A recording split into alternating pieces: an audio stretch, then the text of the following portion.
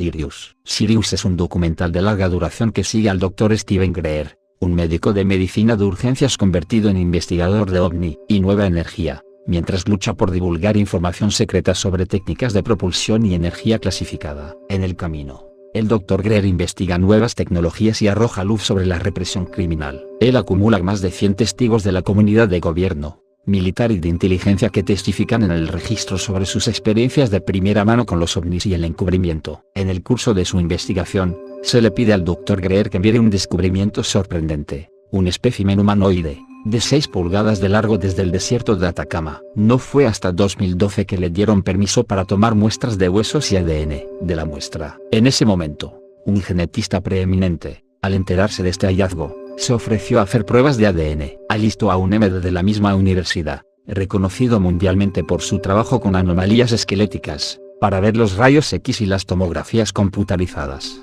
Su experiencia junto con el conocimiento expansivo del Dr. Greer sobre el tema trae más preguntas que respuestas. ¿De dónde vino este Atacama humanoide? ¿Hay otros como este? ¿Qué dice sobre el origen de la especie humana?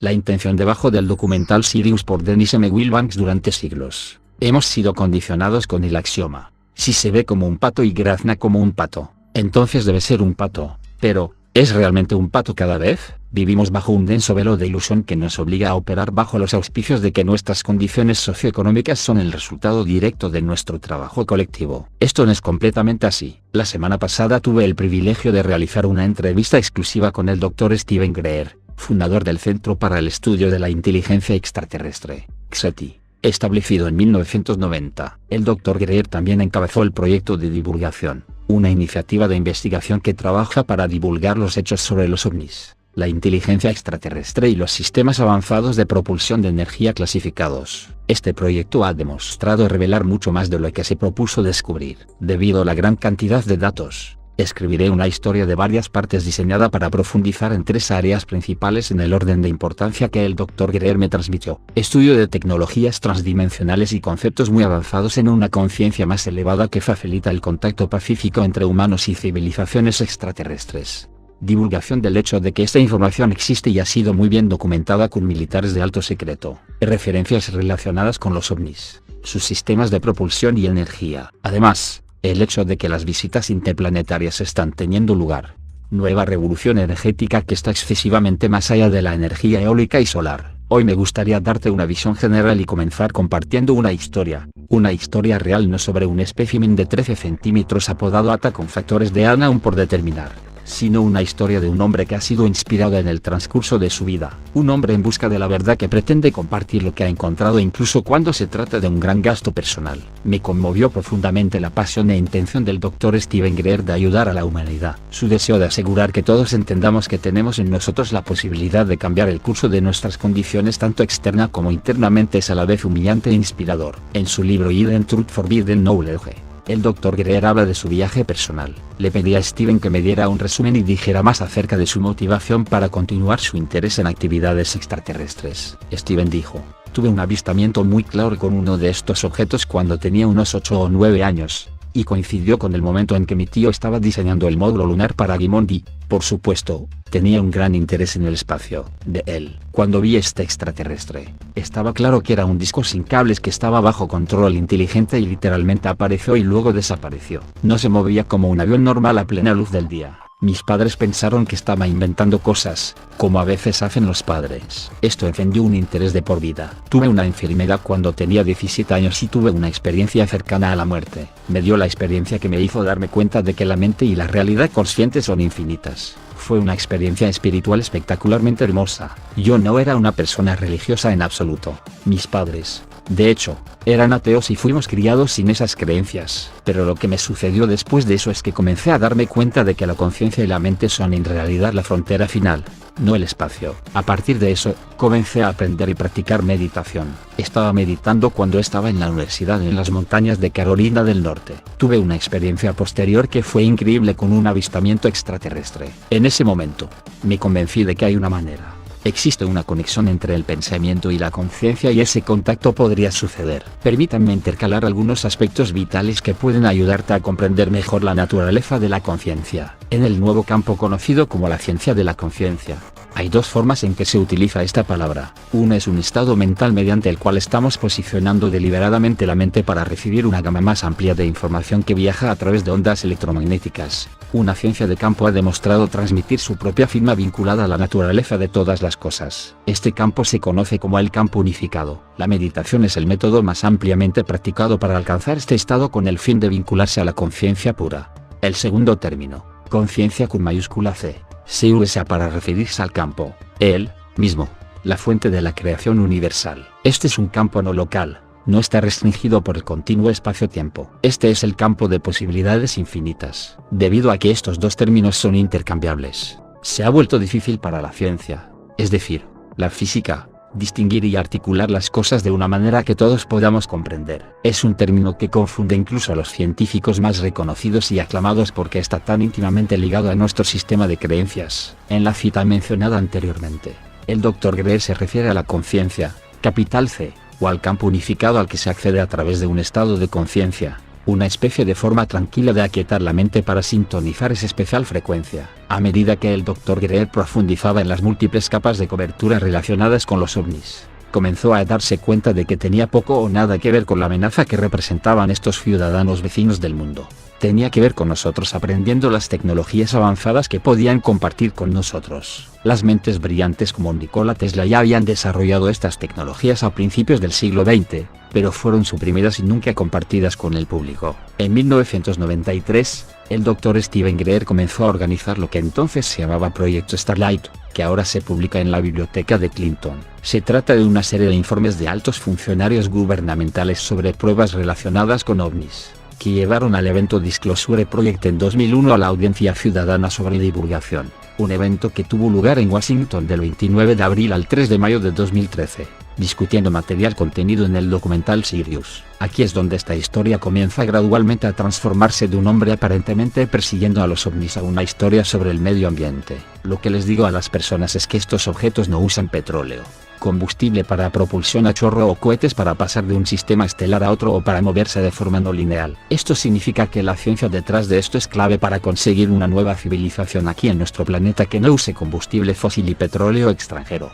Esto es algo bueno, y también es la curación de Aquiles de todo el tema porque estás pisoteando algunos dedos muy grandes que tienen interés. El mayor interés especial de todos es el sistema macroeconómico. Los hechos contenidos en el documental de Sirius revelan varias capas de información relacionadas con el encubrimiento. Entre otras cosas, 1. No estamos solos en el universo. Y 2. Este aspecto viene con nueva ciencia y tecnología. El Dr. Greer siente que esta combinación será un factor clave para que la humanidad avance. Esta es la fuerza que sustenta sus esfuerzos y por qué continúa trabajando en este proyecto. El Dr. Greer dejó la medicina hace unos años para trabajar en esta empresa a tiempo completo. Fue médico y expresidente del Departamento de Medicina de Emergencia del Caldwell Memorial Hospital en Carolina del Norte. Mientras asistía a la conferencia de Washington, reservó un tiempo para hablar conmigo. Esta es una historia de ciencia interesante, historia ambiental, historia política e historia humana. Y entonces mi ironía humana es que dejé la medicina porque vi el mundo en una terrible emergencia tanto geopolítica como geofísica y sentí que alguien necesitaba hacer un esfuerzo para sacar esta información. En mi ingenuidad durante mis 30s, pensé que si reuníamos para el presidente y para los miembros del Congreso esta información, que es una asombrosa cantidad de datos con pruebas y pruebas, entonces harían lo correcto en interés de la humanidad. Resulta que estaban demasiado intimidados por el problema para hacerlo. Al concluir este segmento de la historia, lo que más me impresiona es la solidaridad de Steven. Él muestra un espíritu optimista a pesar de haber perdido no uno, sino dos amigos muy cercanos al cáncer durante este proyecto. Sari y Adamiak y el congresista Steven Schiff pasaron al reino de la luz. Los tres, incluido Steven, lucharon contra el cáncer y de los tres, solo Steven sobrevivió. Es irresistible observar su determinación de seguir adelante a pesar de las dificultades y el conjunto de pruebas insuperables que ha apilado, que amenaza su propia seguridad. Todo a cambio de servir a la humanidad. Sigue al conejo blanco.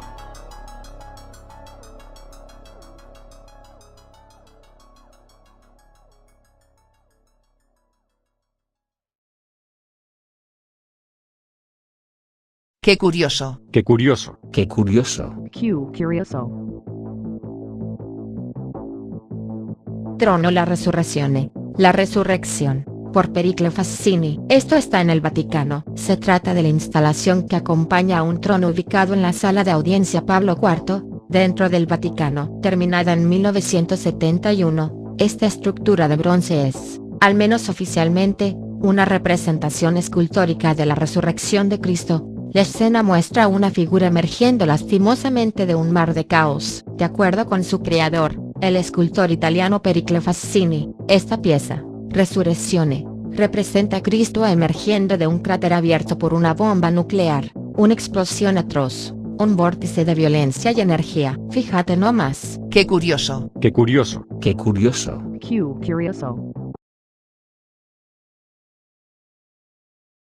Tot, el 3 veces grande. Hermes. La filosofía hermética. Egipto fue la cuna de la sabiduría secreta y de las doctrinas místicas. Ahí vivieron los grandes maestros de la gran logia de las fraternidades místicas, entre los cuales se destacó el gran Hermes. Este hombre fue el padre de la sabiduría, el fundador de la astrología y el descubridor de la alquimia mental. Los historiadores lo consideran contemporáneo de Abraham, el cual, se dice, haya sido influenciado en gran parte por el pensamiento hermético. Los egipcios, después de la muerte de Hermes, decidieron convertirlo en la divinidad Tot, identificado como la fuente de la sabiduría. Las enseñanzas herméticas se encuentran a la base de todas las religiones, sin identificarse con algunas en particular, ya que fue voluntad de los antiguos maestros evitar que la doctrina secreta se dogmatizara en un credo específico. La filosofía hermética es la madre de todas las enseñanzas ocultas, y está basada en el dominio de las fuerzas mentales,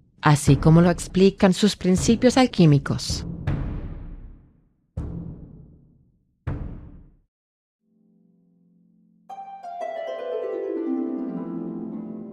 ¿Qué es sabiduría? La sabiduría es una cualidad atribuida a quien posee una gran cantidad de conocimientos y se distingue por usarlos con prudencia y sensatez. La sabiduría se desarrolla con el tiempo, a partir de las experiencias propias y ajenas, y de la observación y la reflexión sobre la vida. De ahí que ciertas fuentes fundamentales para cultivar la sabiduría sean la memoria, documentación, la experiencia, objetividad efectiva, y el análisis causal, comprendimiento. La sabiduría dota al individuo de un mayor entendimiento y profundidad en el conocimiento sobre las circunstancias que determinan la existencia. Además, proporciona al individuo herramientas para el acertado discernimiento entre aquello que es bueno y lo que no. Quien actúa con sabiduría se preocupa por obrar bien, es prudente, sortea los problemas, sobre todo cuando son innecesarios, o los sabe resolver, evita situaciones riesgosas y valora el sentido de la existencia. Por esto, la sabiduría está dotada de un profundo sentido moral. Su valor radica en que quien actúa con sabiduría estará siempre guiado por el bien, pues de lo contrario, deja de considerarse como tal. En este sentido, la sabiduría es característica de aquellos que observan una conducta prudente y sensata fuera de prejuicios y factores externos a los sucesos causales. No mente, sigue al conejo blanco.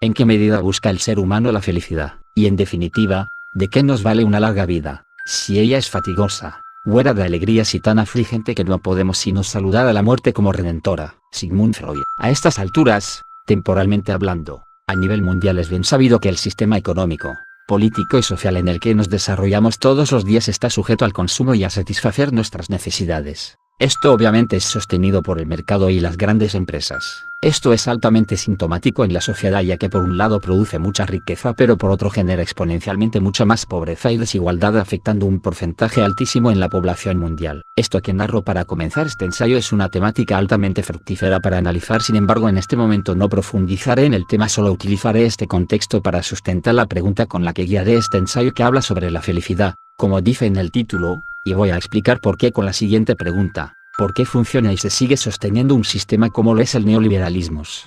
Para ser honestos, no tengo una respuesta, pero hay signos que me hacen pensar que la búsqueda de la felicidad tiene un papel importante para que algo tan caótico se siga sosteniendo. El problema para mí es que esta felicidad ni siquiera es tangible, sino más bien es del orden de lo ideal y, como diría Freud, de lo oceánico, pero eso lo explicaré más adelante. Me da la impresión de que cada una de las personas que pertenecen a este sistema se encuentran en una búsqueda constante e interminable de la felicidad. Por ejemplo, he escuchado a personas que dicen que cuando tengan una carrera podrán ser felices, que cuando tengan un buen trabajo podrán ser felices, o cuando compren un nuevo artículo como un teléfono o un auto podrán alcanzar ese estado. En este momento, si estas aseveraciones son verdad o no es de poca relevancia. En este punto demos por hecho que es verdad, entremos en un supuesto de que la felicidad es alcanzable consiguiendo ciertos objetivos, y es aquí donde mi pregunta inicial toma lugar: ¿en qué medida queremos alcanzar la felicidad? Es más, me pregunto si al menos queremos alcanzarla, porque pareciera que en ocasiones nuestras acciones se tornan en una dirección completamente opuesta, como si de alguna forma intentáramos no alcanzar la felicidad. La felicidad en la vida se busca sobre todo en el goce de la belleza, donde quiera que ella se muestre a nuestros sentidos, sea nuestro juicio. Freud.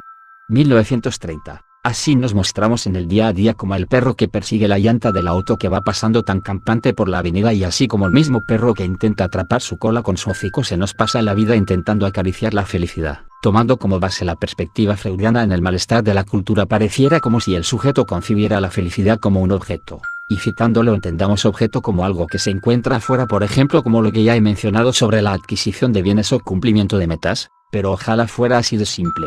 Y digo ojalá porque lo triste y angustiante de todo es que con el tiempo nos damos cuenta que por más bienes que tengamos, por más logros que alcancemos, nos seguimos sintiendo igual de insatisfechos, igual de incompletos como lo estábamos desde el principio. Por ejemplo, en el mismo texto él nos da este ejemplo: ¿acaso no significa una ganancia positiva de placer, un indiscutible aumento en el sentimiento de felicidad, el hecho de que yo, tantas veces como se me ocurra hacerlo, pueda escuchar la voz de un hijo que vive a cientos de kilómetros de mi lugar de residencia?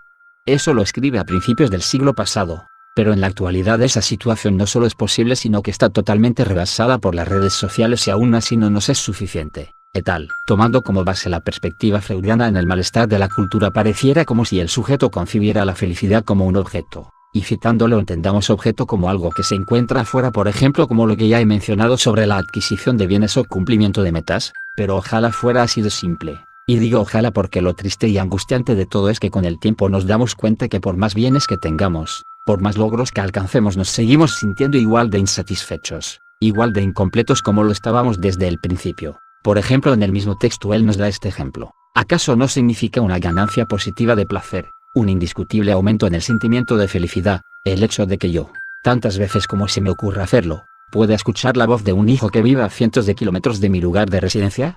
Eso lo escribe a principios del siglo pasado, pero en la actualidad esa situación no solo es posible, sino que está totalmente rebasada por las redes sociales, y aún así no nos es suficiente. Et al. Uno no puede apartar de sí la impresión de que los seres humanos suelen aplicar falsos raseros: poder, éxito y riqueza es lo que pretenden para sí y lo que admiran en otros, menospreciando los verdaderos valores de la vida. Et al. Y tal vez por eso nos saboteamos. Francamente me parece sorprendente cómo de alguna manera, cuando pareciera todo tan claro, tan próximo y cada vez menos etéreo, terminamos haciendo algo que complica todo, que nos pone trabas y nos apuntala en un lugar alejado en donde no podemos más que pensar en la idea de rendirse y terminar dando vuelta atrás. Por ejemplo, aquel examen que repruebas por dejar de estudiar al ir a una fiesta, como aquel trabajador que simplemente no hace nada por subir de puesto, como aquel profesionista que estando en una posición favorable termina perdiéndolo todo por una conquista, por una falta ética, como aquel enamorado que tira por la borda aquella relación estable por unos momentos de placer. Por eso no sé hasta dónde llega el deseo del hombre a ser felices.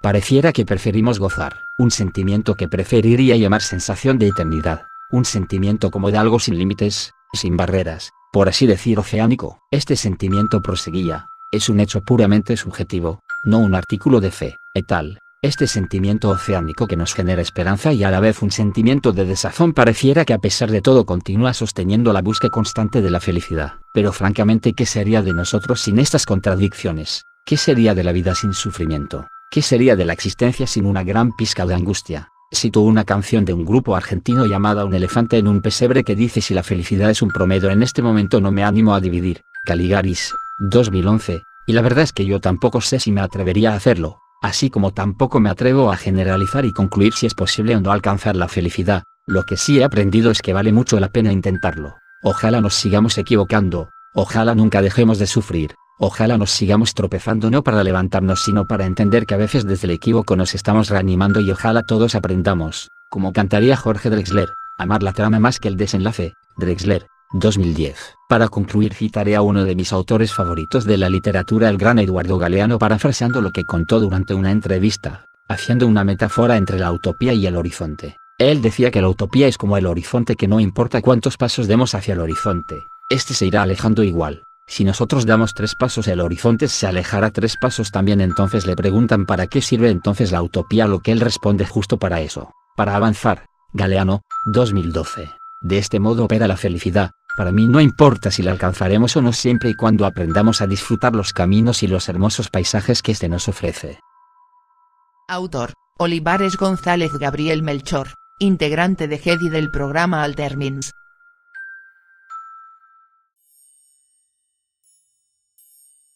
Tantra, la llama sagrada. La humanidad está en camino hacia un más perfecto estado de conciencia superior y para lograrlo ha de realizar algunas sutiles modificaciones en su cerebro, ha de abrir las puertas que lo conectan con los centros de energía consciente situados a lo largo de su médula espinal, permitiendo el ascenso de la fuerza de vida que le transmitirá de manera inmediata a la totalidad del conocimiento infinito y eterno del universo, que ahora duerme en nuestras células, curando a nuestras plantas.